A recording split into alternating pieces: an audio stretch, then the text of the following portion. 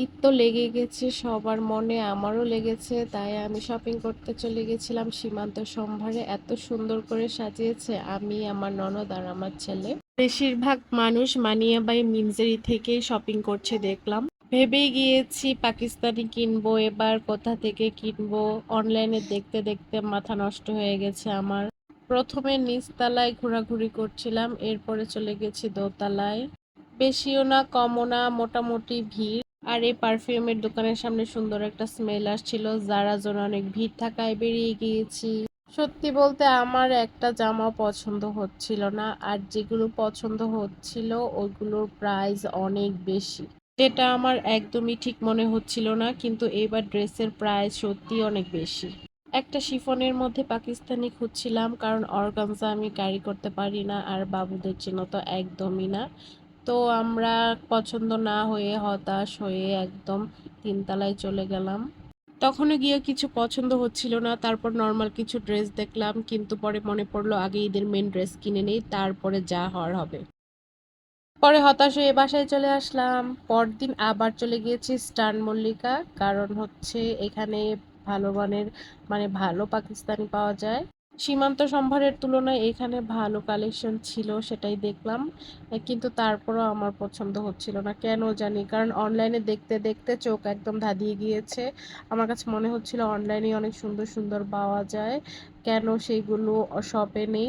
খুঁজতে খুঁজতে পাগল হয়ে যাচ্ছিলাম, আর দোয়া করছিলাম, আল্লাহ যে ড্রেসটা আমার কপালে ছিল সেটা আমার চোখের সামনে তাড়াতাড়ি এনে দাও। এই ড্রেসটা আমার অনেক পছন্দ হয়েছিল, আর আমার ননদের এই ড্রেসটা পছন্দ হয়েছিল। কিন্তু তারপরে ওইগুলো রেখে আমরা আবার বেরিয়ে চলে গেছি অন্য একটা শপে। সেখানকার পাকিস্তানি ড্রেসের ক্যাটালগ দেখছিলাম কোনটা বেশি ভালো হয়।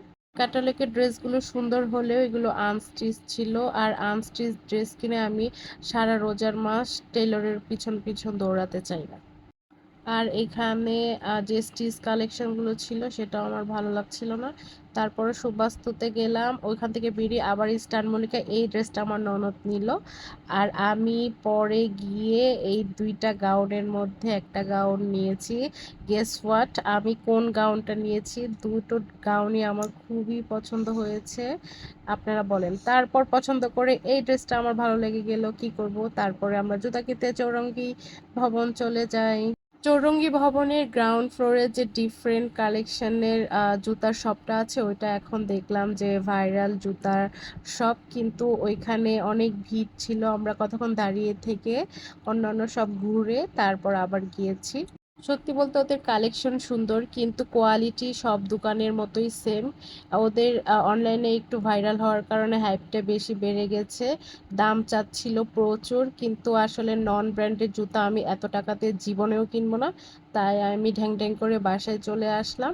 আর জুতা কিনিনি, নেক্সট টাইম জুতা কিনবো তখন আপনাদের সাথে ব্লগটা শেয়ার করব। আজকে এই পর্যন্তই, আল্লাহ হাফেজ।